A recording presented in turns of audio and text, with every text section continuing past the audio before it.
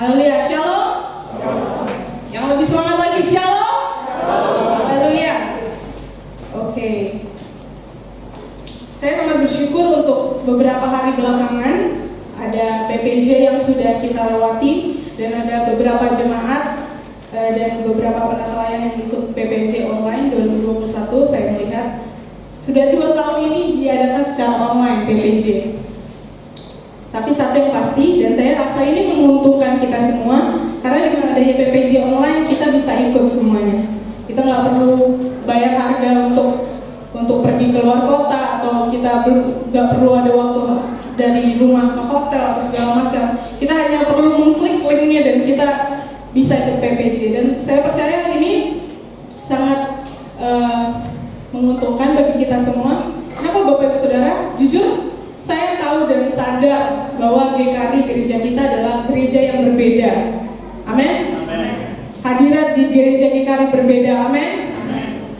Dan karena kita semua yang ada di sini, kita bergereja di GKRI, pasti ada alasan mengapa kita memilih gereja GKRI.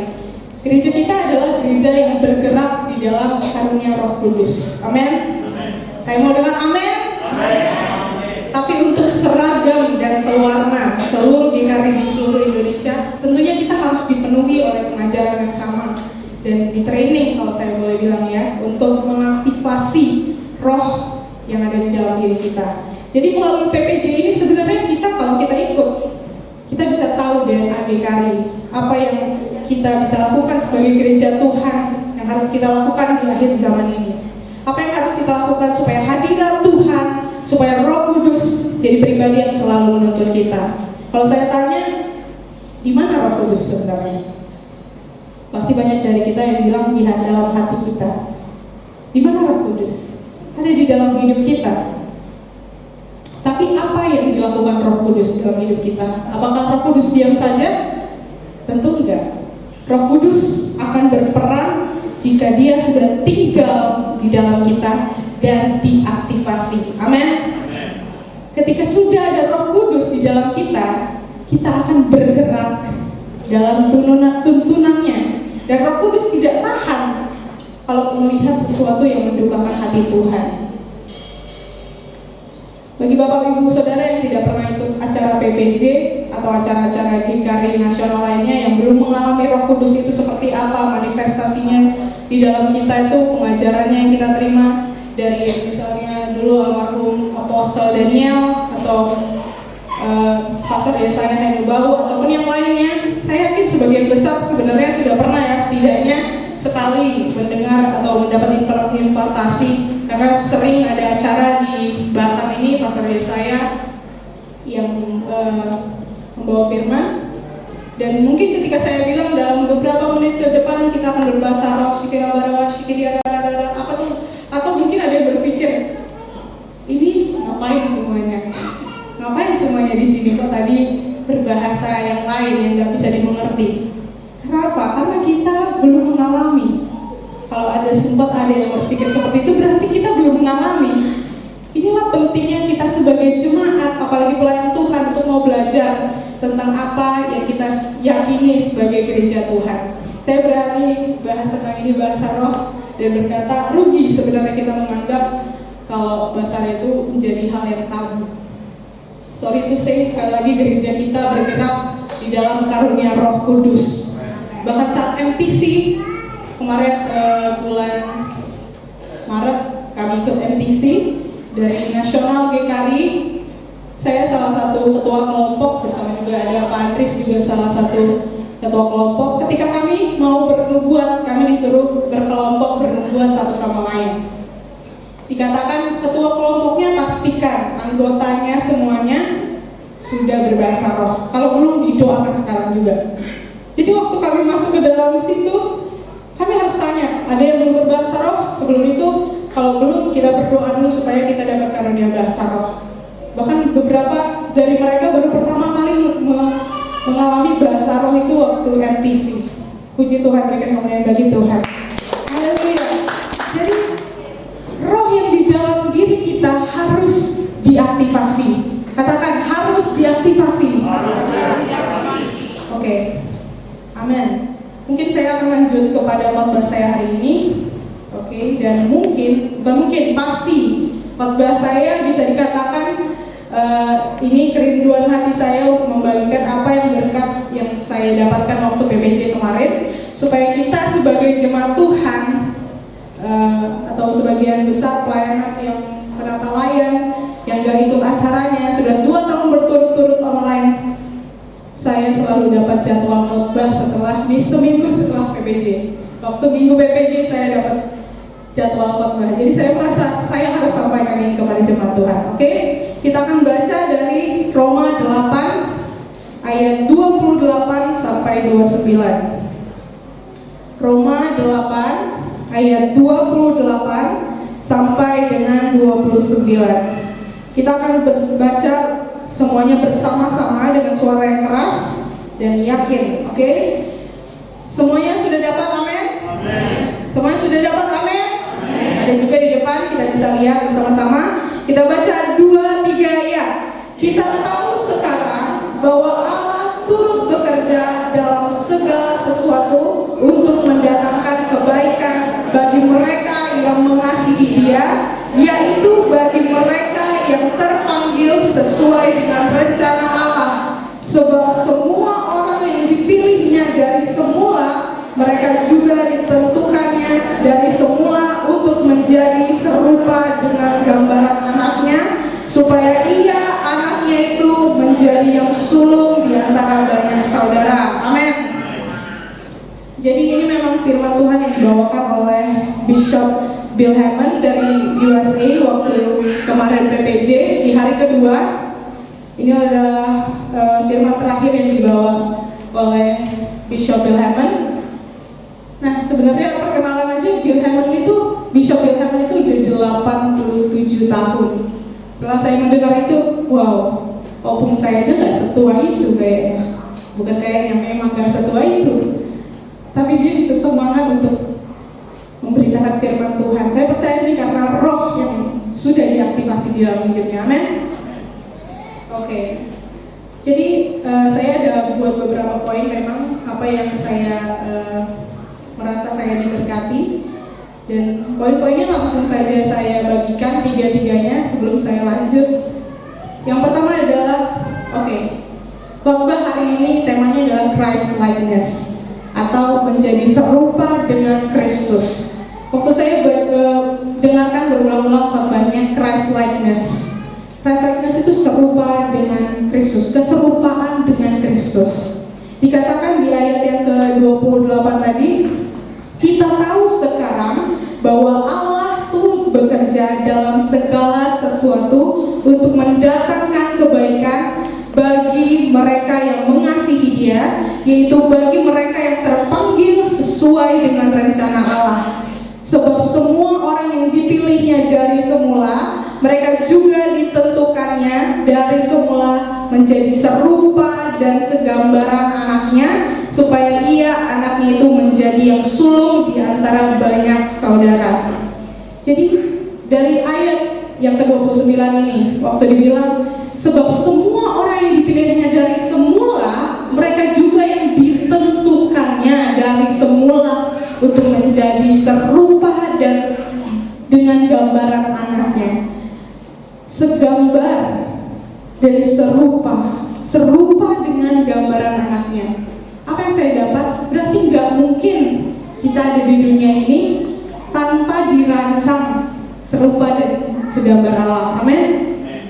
Sebelum dunia dijadikan, dari semula itu berarti dari awal lagi. Pada mulanya Allah menciptakan langit dan bumi. Itu semulanya lagi sebelum Tuhan menciptakan dunia, sebelum dunia ini dibentuk.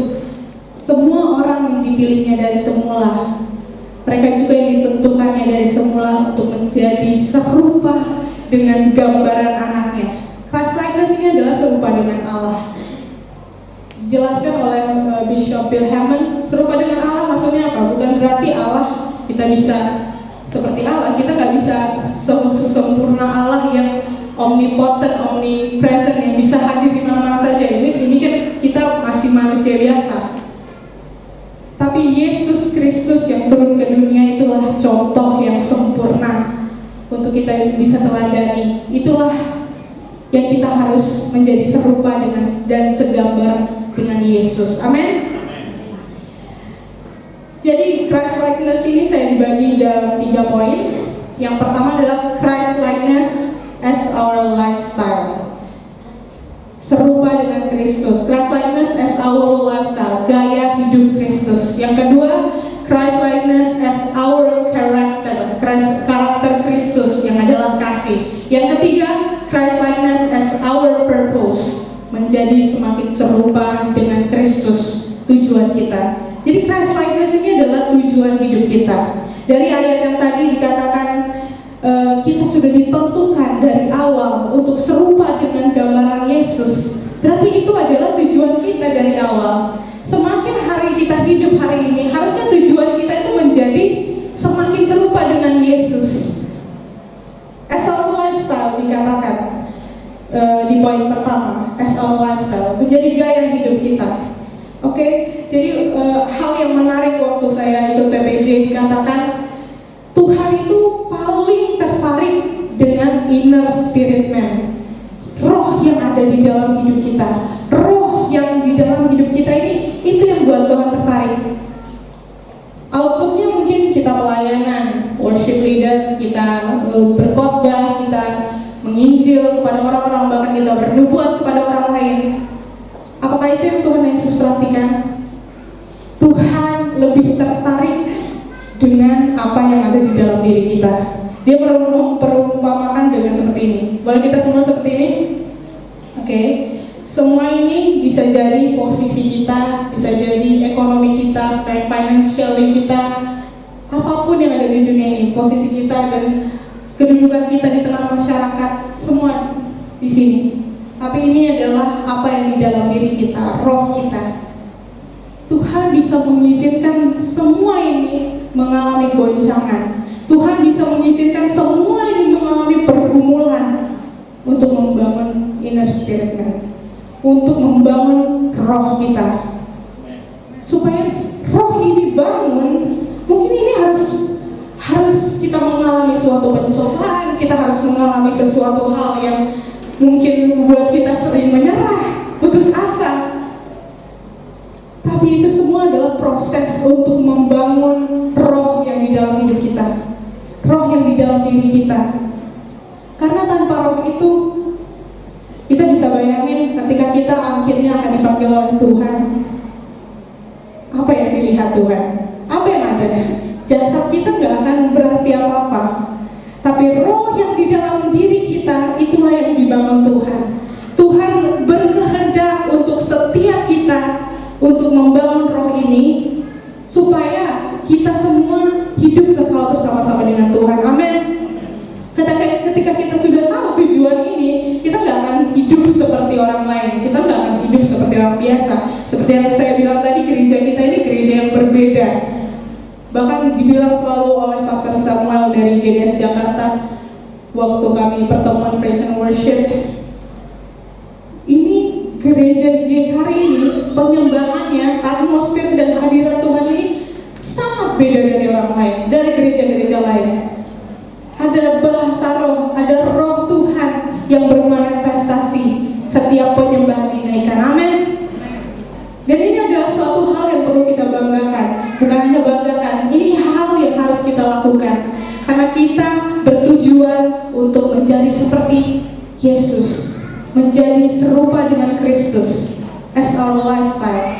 Jadi di dalam hidup kita, di dalam pekerjaan kita, di dalam pendidikan kita, kalau kita sudah tahu tujuan kita, kita nggak akan bertanya why, kita nggak akan bertanya kenapa Tuhan. Kita nggak akan selalu bertanya-tanya kenapa kita mengalami banyak hal, banyak proses yang menyakitkan. Karena kita tahu ini tujuan kita, ini tujuan Tuhan di dalam hidup kita. Amin. Yang kedua, Christ likeness as our character. Jadi dikatakan kita mungkin boleh melakukan banyak pelayanan. Kita melakukan pelayanan di gereja, di sekolah, dimanapun kita berada. Tapi Christ likeness as our character. Apa karakter Kristus? Love, kasih. Dijelaskan di Alkitab banyak. Kasih itu sabar, kasih itu menanti, banyak sekali. Dan itu adalah karakter yang harus kita bangun. Kalau kita banyak melakukan pernubuatan, banyak kita melakukan pelayanan, tapi kita nggak melakukannya atas dasar kasih, itu bukan karakter Tuhan. Itu bukan karakter yang dirindukan oleh Tuhan. Apa yang kita lakukan di dalam pekerjaan kita, kalau kita tidak melakukannya di atas dasar kasih, ini bukan karena maksudnya kita harus gimana-gimana kepada bos kita, tapi ketika kita tahu identitas kita, kasih yang di dalam Tuhan dalam hidup kita, kita tahu bahwa kita harus melakukan kasih. Katakan kasih. Kasih itu adalah yang terbesar dari segalanya. Kasih itu adalah karakter Kristus yang harus kita bawa di dalam hidup kita, dimanapun kita berada, supaya banyak orang tahu. Ketika mereka melihat ada kasih di dalam hidup kita, mereka lihat ada Tuhan di dalam hidup kita. Saya mendengar ada waktu itu kesaksian, ada orang yang orang tuanya belum percaya, setelah itu dia pelayanan di gereja, tapi karena orang tuanya melihat orang Kristen yang tidak penuh dengan kasih, bahkan lawan katanya, anaknya nggak dibolehin ke gereja lagi. Hanya karena ada satu mungkin orang Kristen yang dia lihat tidak sesuai dengan apa yang difirmankan Tuhan. Itu semua berpengaruh. Kalau banyak orang yang seperti itu, yang anaknya udah diselamatkan, tapi karena melihat orang Kristen yang lain, yang di dalam kehidupan sehari-hari, mungkin dia nggak lihat di gereja, mungkin dia lihatnya di tempat kerjanya, tapi karena dia bawa nama Kristen, kita nggak tahu bahkan itu Kristen yang taat atau tidak. Tapi kita yang ada di gereja ini, marilah kita punya karakter Kristus. Amin. Amin. Dan itu saya percaya akan mendatangkan damai sejahtera di hati banyak orang. Yang terakhir, Christ likeness as our purpose. Tujuan kita untuk serupa dan segambar dengan Tuhan. Apa ini hanya sekedar tujuan kita untuk hidup dengan gaya hidup dengan karakter Kristus? Apa ini hanya sekedar kita berbuat baik, kita melakukan semuanya dengan kasih? Tentu tidak. Saat kita memiliki Christ likeness sebagai purpose, sebagai tujuan kita punya Tuhan, kita punya tujuan Tuhan sebagai tujuan kita tahu kita harus berbuat apa. Sekali lagi, Tuhan tertarik dengan inner spirit kita, roh yang di dalam hidup kita. Jadi dikatakan Roma 8 ayat 28 tadi, Roma 8 ayat 28, kita tahu sekarang bahwa Allah turut bekerja dalam segala sesuatu untuk mendatangkan kebaikan. Kita tahu sekarang bahwa Allah turut bekerja dalam segala sesuatu untuk mendatangkan kebaikan. Segala sesuatu itu apa sebenarnya? Waktu Paulus mengatakan segala sesuatu untuk mendatangkan kebaikan, kebaikan itu bukan popularitas, bukan kenyamanan kita atau kesuksesan. Kalau itu yang kita harapkan, kita akan selalu kecewa. Segala sesuatu Allah turut bekerja dalam segala sesuatu untuk mendatangkan kebaikan. Kebaikan yang dimaksud adalah serupa dengan Kristus. Amin. Serupa dengan Kristus. Katakan serupa dengan Kristus. Itu adalah kebaikan yang anak-anak Tuhan, yang orang percaya tuju. Itu yang kita mau. Kita mau menjadi lebih lagi seperti Tuhan. Karena apa yang di dunia ini sebenarnya bukan apa-apa, Bapak Ibu Saudara. Kita punya kenyamanan di dunia ini. It's okay. Itu hal yang bagus. Tapi apakah itu segalanya? Dari firman ini kita belajar bahwa Allah mendatangkan kebaikan itu bukan hanya posisi atau kenyamanan kita di dunia, tapi Tuhan membentuk yang seperti tadi. Semua hal ini bisa digoncangkan Tuhan. Semua hal ini bisa jadi tidak nyaman bagi kita. Ketika kita hanya memikirkan diri sendiri, Oke, banyak orang yang bilang self love, istilah anak muda sekarang self love. Tapi self love itu bukan berarti kita hanya melakukan apa yang nyaman menurut kita. Self love itu bisa jadi tough love untuk kita, atau bahasa Indonesianya cinta yang agak tough, kasar, atau membangun diri kita, karena kita nggak bisa didorong oleh orang lain. Kalau orang lain kita menunggu orang untuk mendorong kita, gak akan. Kita yang mendorong diri kita sendiri untuk maju. Christ likeness.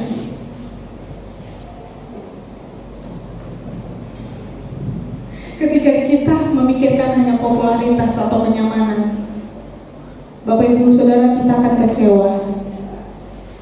Tapi di sini Tuhan benar-benar dikatakan oleh Paulus, kita tahu sekarang bahwa Allah turut bekerja dalam segala sesuatu untuk mendatangkan kebaikan bagi mereka yang mengasihi Dia, bagi mereka yang terpanggil sesuai dengan rencana Allah. Saya boldkan di sini, saya tebalkan, terpanggil sesuai dengan rencana Allah. Siapa yang terpanggil sesuai dengan rencana Allah? Kayaknya belum semua. Siapa yang terpanggil oleh rencana Allah? Amin. Kita semua terpanggil oleh rencana Allah, terpanggil sesuai dengan rencana Allah untuk melakukan pekerjaan baik, untuk menjadi serupa dengan Kristus. Amin. Kita baca Efesus 1 ayat yang ke-18. Efesus 1 ayat yang ke-18. Kita baca bersama-sama 2-3 ayat. Dan supaya Ia menjadikan mata hatimu terang, agar kamu mengerti pengharapan apakah yang terkandung dalam panggilannya, betapa kayanya kemuliaan bagian yang ditentukannya bagi orang-orang kudus. Amin. Jadi panggilan Tuhan bukan sekedar tentang apa yang kita lakukan, tapi apa yang di dalam diri kita. Ketika kita mengerti pengharapan itu, ketika kita mengerti kita harus serupa dengan Kristus, ketika kita mengerti itu tujuan yang ditempatkan Tuhan bagi hidup kita, kita tidak akan bertanya why, kenapa Tuhan. Kita akan langsung percaya betapa kayanya kemuliaan bagian yang ditentukannya bagi orang-orang kudus. Amin. Semua ini berhubung kepada apa yang akan kita terima di surga. Amin. Apa yang kita lakukan, apa yang kita ikat di bumi akan terikat di surga. Amin. Haleluya. Ini adalah benar-benar ayat yang memberkati saya kemarin. Bukan sekedar apa yang kita diterima di dunia, bukan sekedar apa yang kita lakukan di dunia ini, tapi apa yang kita terima di surga. Amin. Inilah kerinduan hati Tuhan. Ketika Tuhan Yesus berkata, ketika Tuhan Yesus menempatkan ini di hati Paulus untuk mengatakan hal ini, kita tahu sekarang bahwa Allah turut bekerja dalam segala sesuatu untuk mendatangkan kebaikan, mendatangkan hidup yang serupa dengan Kristus bagi kita yang mengasihi Dia, yaitu bagi kita yang terpanggil sesuai dengan rencana Allah. Kita semua dipilih oleh Tuhan sedari awal. Kita dipilih oleh Tuhan dari semula, ditentukannya dari semula. Tapi roh yang di dalam hidup kita itu harus diaktifkan. Kita tidak bisa menunggu Roh Kudus bekerja sendiri. Kita harus berkoordinasi dengan Roh Kudus itu. Inner spirit man, apa yang di dalam roh kita harus kita aktifkan. Kita harus bekerja sama dengan Roh Kudus. Salah satunya dengan bahasa roh. Tapi yang kesaksian saat saya waktu itu pernah menggantikan WL di doa Selasa. Bukan pelayanan yang besar, doa Selasa. Saya biasanya kalau dijadwalkan pelayanan, saya ada doa khusus lah untuk sebelum saya akan melayani gitu di rumah. Tapi saat ini waktu saya datang, saya langsung dibilang gantikan ya, soalnya Lydia nggak bisa datang dan segala macam. Ini doa Selasa saja. Setelah itu saya duduk, saya berbahasa roh. Di situ saya membangun roh saya. Tuhan, aku mau melayani hari ini. Aku dipercayakan untuk menggantikan pelayanan WL di doa Selasa. Tuhan Yesus, aku nggak mau maju kalau roh Tuhan nggak bersama-sama dengan aku. Aku nggak mau maju kalau roh Tuhan nggak memimpin aku. Saya sering sekali bawain lagu pujian, bila Engkau tak besertaku, ku tak mau berjalan, ku perlu Tuhan, pimpin langkahku. Itu sering banget saya bawakan karena itu yang menjadi rema di dalam hidup saya. Kalau roh Tuhan gak bersama dengan saya gak mau berjalan untuk maju. Saya gak mau mimpin pujian. Mau jadi apa penyembahan hari itu kalau saya gak bersama dengan roh Tuhan? Kalau saya hanya nyanyi karena saya bisa nyanyi, kalau saya bisa nyembah hanya karena ya penyembahan doang, mungkin atmosfer hari itu tidak akan terbangun. Tapi hari itu saya benar-benar duduk, Tuhan, aku tidak mau berjalan ke depan kalau roh Tuhan gak bersama-sama dengan aku. Roh itu diaktifkan, roh itu kembali hidup, roh itu akhirnya menjadi penuntun saya. Dan saat itu banyak banget, ini bukan karena pengakuan orang ya, tapi di sana saya merasakan ada hadirat Tuhan di tempat itu, di tempat ini. Ada hadirat Tuhan ketika penyembahan dinaikkan, ada hadirat Tuhan. Bahkan banyak orang yang tersentuh karena Roh Kudus ada di tempat itu, di tempat ini. Di tempat ini ya doa Selasa ya. Waktu itu, waktu pulang, sebenarnya orang tua saya bukan tipe yang selalu misalnya saya khotbah langsung komen dan segala macam, atau saya memberi pujian langsung komen segala macam. Biasanya jangan gitu. Cuman hari itu benar-benar dibilang tadi hadirat Tuhan nyata.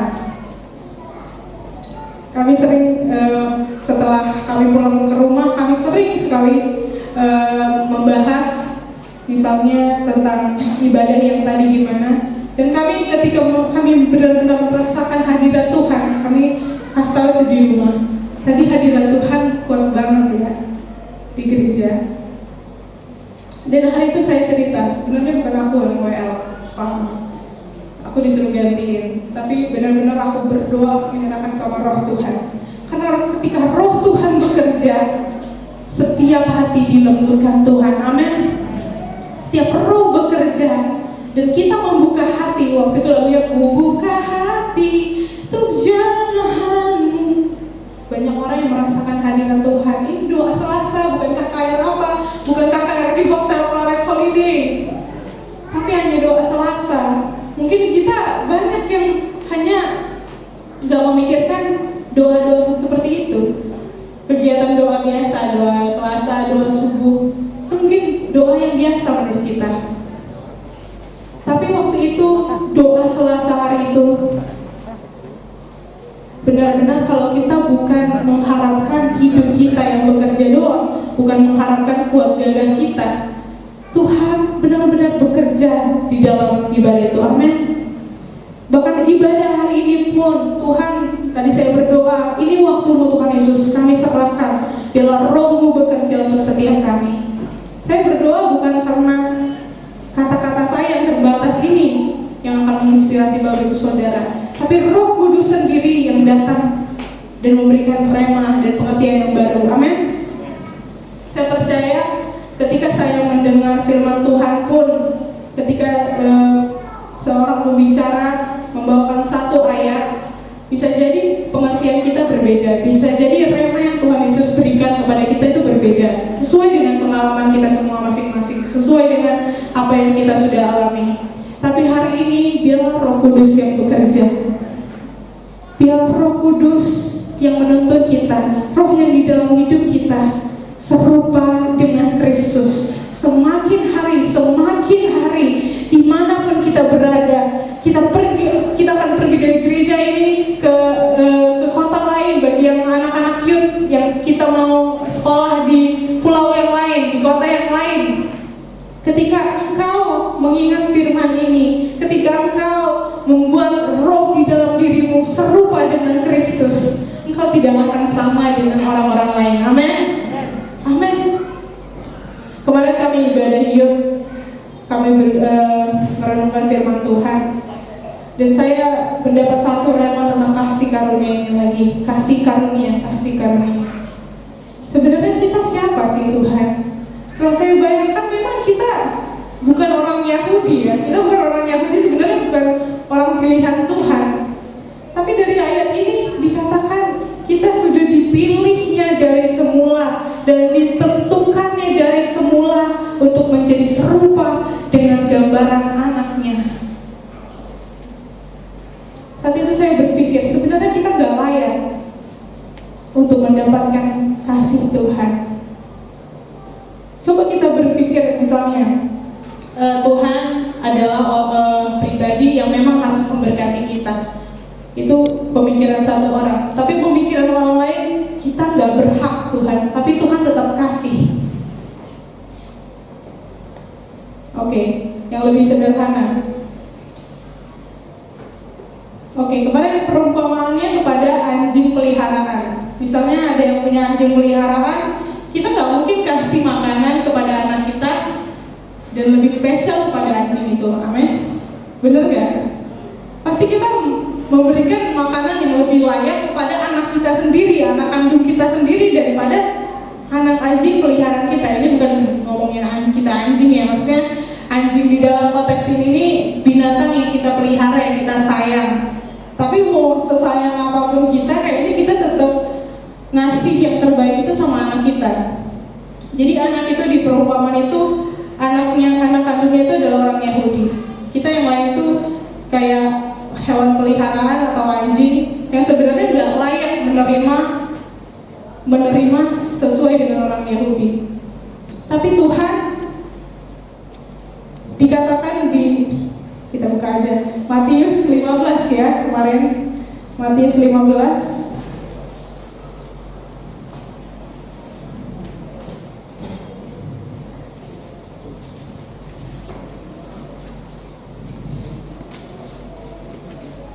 Oke, Matius 15 ayat 21 sampai 28. Kita semua tahu ya cerita ini.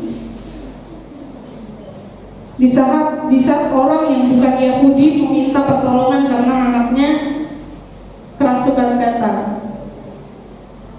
Kasihanilah aku ya Tuhan, ayat 22. Kasihanilah aku ya Tuhan, anak Daud, karena anakku perempuan kerasukan setan dan sangat menderita. Tetapi Yesus sama sekali tidak menjawabnya. Tuhan tidak menjawab karena sebenarnya orang ini bukan orang Yahudi, orang yang sebenarnya gak layak mendapatkan bantuan dari Tuhan Yesus. Tapi dikatakan di ayat 26, tidak patut mengambil roti yang disediakan bagi anak-anak dan melemparkannya kepada anjing. 27, kata perempuan itu, benar Tuhan, namun anjing itu makan remah-remah yang jatuh dari meja tuannya. Jadi sesedikitnya berkat yang kita terima dari Tuhan kita sebagai anjing ya, remah-remahnya pun gak apa-apa, karena remah-remahnya kita dapat Tuhan. Itulah iman si perempuan Kanaan ini.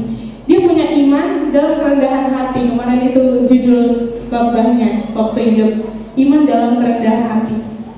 Jadi dia beriman. Kalau kita punya cara pandang itu kepada Tuhan, Tuhan sebenarnya nggak pantas, tapi Tuhan kasih kami berkat yang sebenarnya kami gak layak menerimanya. Itu kasih karunia, Bapak Ibu Saudara.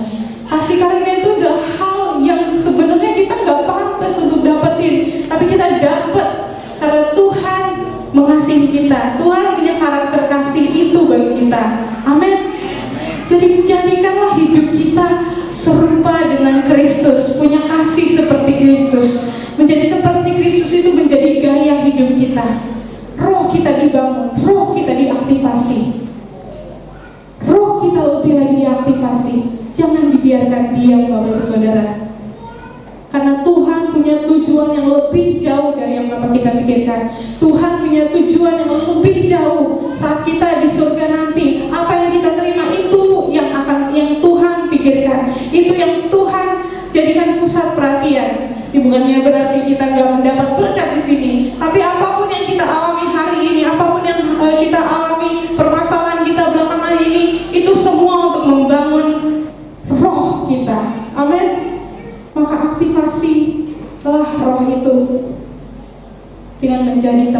Kristus. Mari kita bangkit berdiri, Bapak Saudara.